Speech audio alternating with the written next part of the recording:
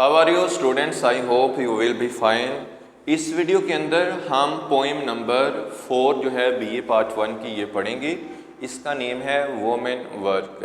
इससे पहले वाली वीडियो में हमने पोइम नंबर 3 जो है न्यू ईयर रेजोल्यूशंस वो पढ़ी थी। तो इस शॉर्ट सी वीडियो के अंदर हम पोइम नंबर 4 पढ़ने जा रहे हैं। इसका नेम है वुमेन वर्क। माया एंजेलो इसकी जो है शायरा है, पोइटस है। याद रखिएगा, ये जो माया एंजेलो है ये अमेरिकन हबशी ख़ातून है। तो इसने इस पोइम के अंदर ये हमें बताया है कि अमेरिका में रहने वाली जो हबशी ख़ातून है उसकी कितनी ज़्यादा ज़िम्मेदारियाँ होती हैं। बाज़ लोगों का ये ख्याल है कि अमेरिका तो एक जन्नत की तरह है, अमेरिका में रहने वाले लोग तो खुशहाल हैं, अमेरिका में रहने वाले लोग तो किसी किस्म की भी परेशानी और मुसीबत को फेस नहीं करते।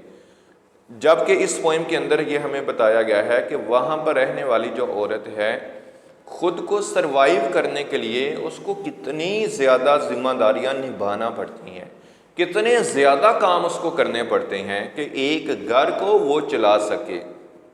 घर की ज़िम्मेदारियाँ हैं, उसके जो बच्चे हैं उससे रिलेटेड घर की सफाई है, खाना पीना है, घर की सफाई करना और शॉपिंग वगैरह करना, ठीक है। घर के बाकी जो अफराद हैं उनकी देखभाल करना, उनके खाने का इंतज़ाम करना, उनके कपड़ों को मैनेज करना, ये सारी चीज़ें इस पोइम के अंदर बताई गई हैं। एक्चुअली इस पोइम का जो बेसिक मैसेज है वो ये है कि एक ऐसी औरत जो कि सारा दिन काम करती रहती है उसको थोड़ी सी फुर्सत मिलनी चाहिए कि वो फारिग हो, ठीक है, उसको फुर्सत के लम्हात मिलें और नेचर के करीब वो जाए, ठीक है, नेचुरल खूबसूरती को जाके एंजॉय कर सके। वो किसी पार्क में, किसी बाग में आउटिंग पे चली जाए, पिकनिक पे चली जाए, ताकि वो ताज़ा दम हो सके, उसकी सारी थकावट जो है और बोरियत जो है ये दूर हो सके। तो आइएगा डियर स्टूडेंट्स, हम इसका जो फर्स्ट स्टैंजा है ये पढ़ते हैं।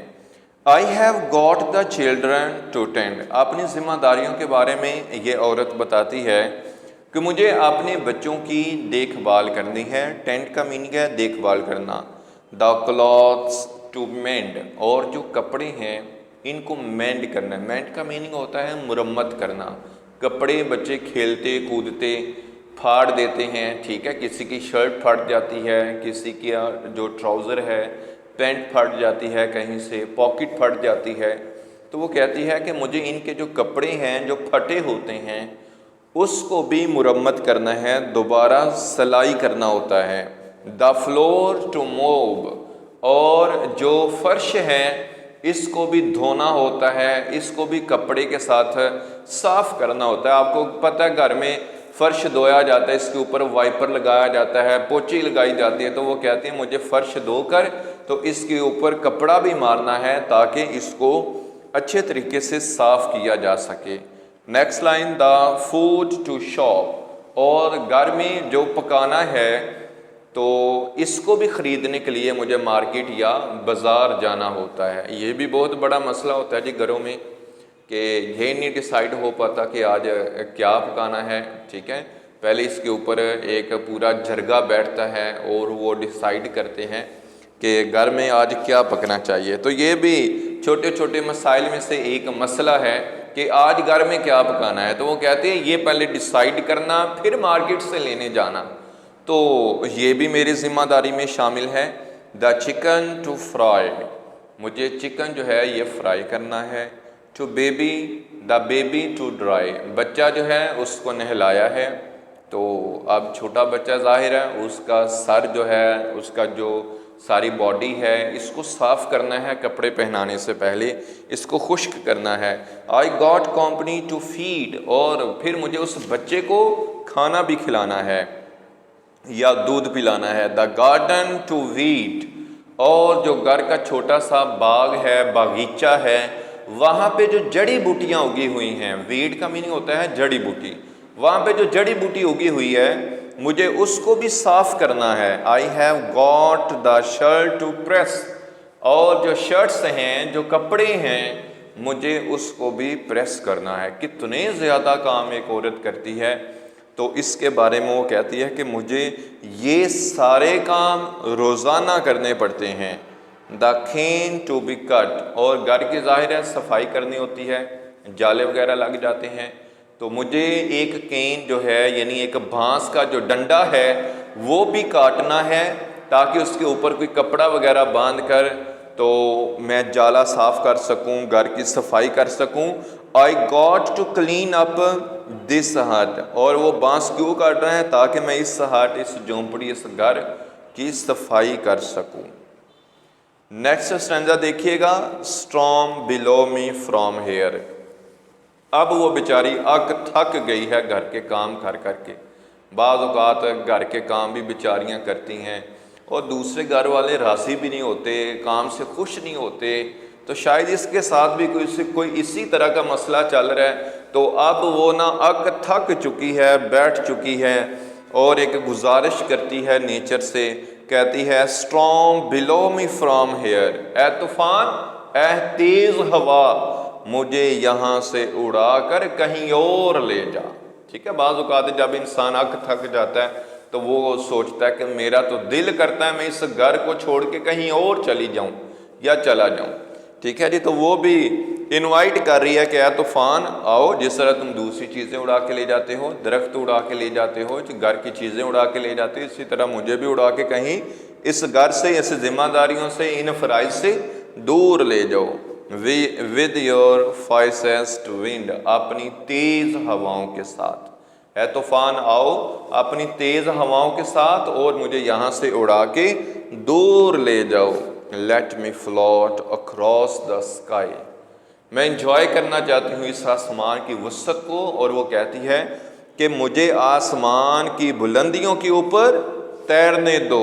till I can rest again، یہاں تک کہ میں پھر دوبارہ سے پرسکون ہو جاؤں، دوبارہ سے آرام کر سکوں، میری تھکاوٹ اتر جائے، میری جو بوریت ہے وہ ساری اتر جائے، مجھے یہاں سے دور لے جاؤ.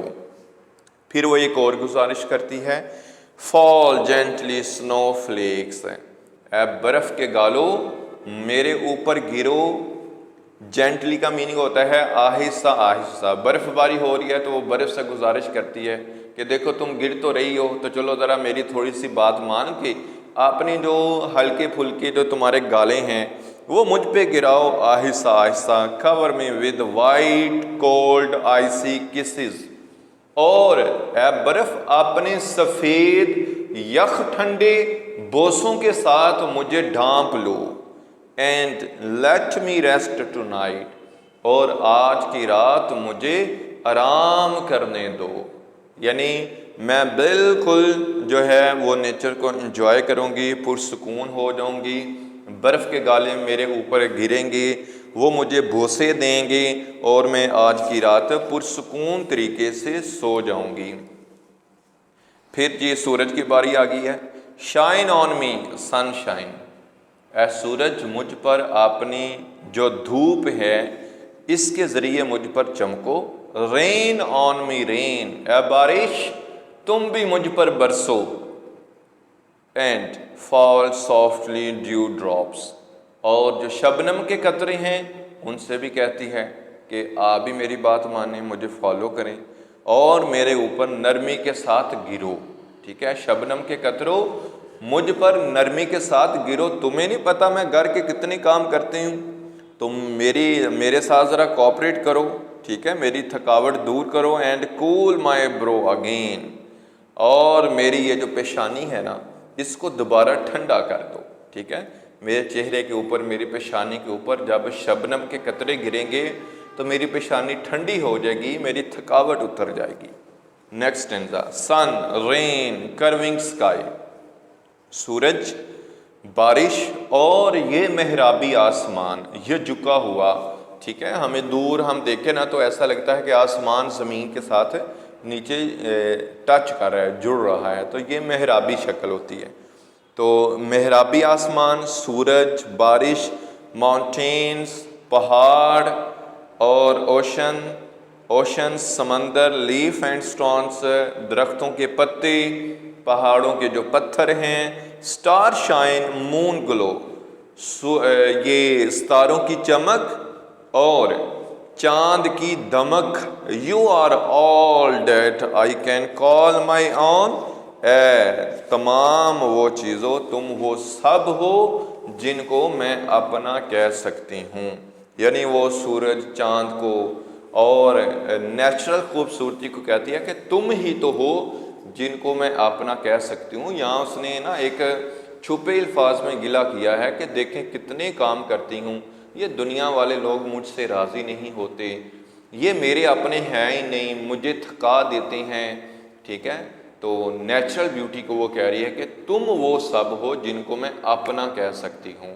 تو میں امید کرتا ہوں کہ آپ کو اس پوئم کی سمجھ آ چکی ہوگی. اگر آپ میرے چینل پہ نئے ہیں تو میرے چینل کو سبسکرائب کر دیجئے گا, اپنی رائے کا اظہار بھی کیجئے گا کامنٹ باکس میں. تو انشاءاللہ ملیں گے آپ سے اس سے نیکسٹ ویڈیو کے اندر.